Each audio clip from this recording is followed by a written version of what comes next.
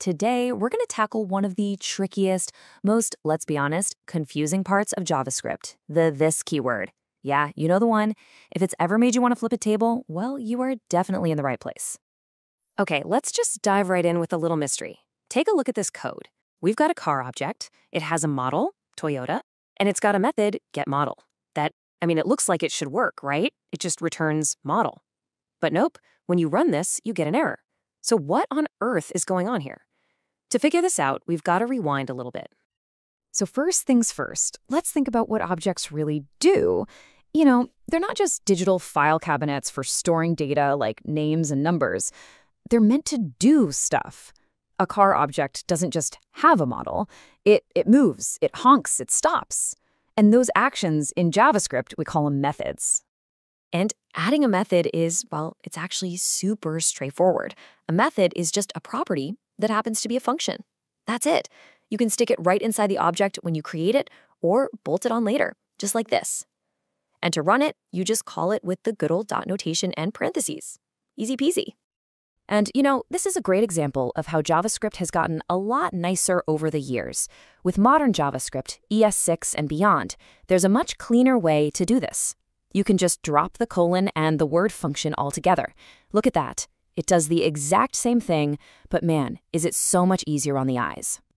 Okay, so this brings us right back to the original head-scratcher. If a method is just a function that happens to live inside an object, how does it know about the other stuff in that object? Like, how is our getModel function supposed to reach over and grab the model property from the same car it lives in? It's like it has amnesia.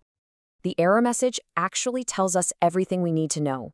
It says, reference error, model is not defined.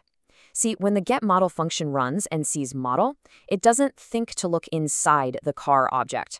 Nah, it looks outside in the bigger, wider scope. And when it doesn't find a variable named model floating around out there, it just throws its hands up and says, sorry, never heard of it. So, how do we fix this? How do we tell the function, hey, look inside your own home? Well, JavaScript gives us a special pool for exactly this purpose. A keyword that acts like a magic pointer, a reference to the object that the function is a part of. And that keyword is this. Now, here's the most important thing to get about this. It's not like a normal variable. It doesn't have a fixed value. You can think of it as a question. Who called me? The value of this changes depending on the answer. It's a dynamic reference to whatever object is executing the function at that exact moment. It's just like that. Look at the fix. All we do is add this before model. That's it. We're literally telling JavaScript, hey, whatever object is running this code right now, that's this, go find its model property. And boom, when we call car.getModel, this is the car object, and we get back Toyota. Mystery solved. Okay, so we solved the puzzle. But this is where this gets interesting. And by interesting, I mean both incredibly powerful and also a little bit dangerous. See, unlike a lot of other languages where this is predictable and locked down, in JavaScript, it's dynamic. It's a shapeshifter. It all comes down to context. Just look at this example. It's wild.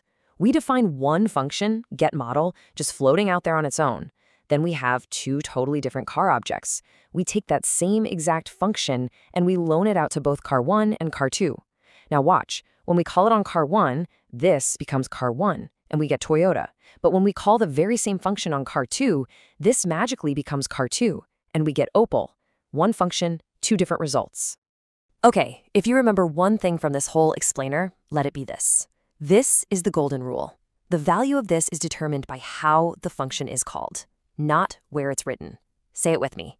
How it's called. I don't care where you define the function. All that matters is what's to the left of the dot when you run it. That's your this.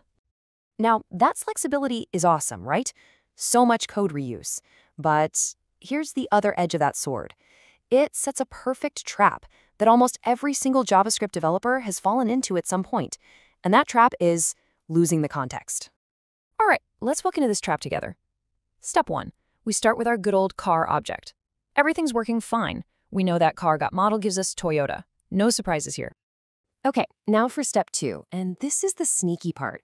We create a new variable, showModel, and we assign car.getModel to it. Now, super important, Notice there are no parentheses. We're not calling the function, we're just making a copy of the reference. So now, showModel is just a variable that points to that function, floating in space. So, the moment of truth. What happens when we actually call showModel? Think about that golden rule. How are we calling it? Is there anything to the left of the dot? Nope, it's just showModel. We've severed the connection to the car object completely. And crash, we get a type error. So what happened? Well, because we called the function without any context, no object to the left of the dot, this didn't know what to be. In strict mode, which is the default now, it just becomes undefined. So our code tried to do undefined.model, and you can't do that. The context vanished into thin air.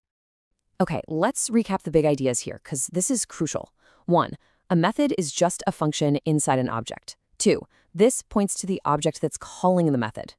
3, and this is the big one, the value of this is dynamic. It's set the moment you call the function. And 4, if you call that function without an object, you lose the context, and things can go very, very wrong. So this really gets to the heart of a big design decision in JavaScript. Is all this flexibility worth the headache? I mean, this dynamic behavior lets you write some really clever, reusable code, but it also means you, the developer, have to be constantly on guard, always asking, what is this right now? Of course, there are ways to tame it, to bind it, but that's a topic for another day. For now, I'll leave you with this. Is this kind of power worth the risk that comes with it? Let me know what you think.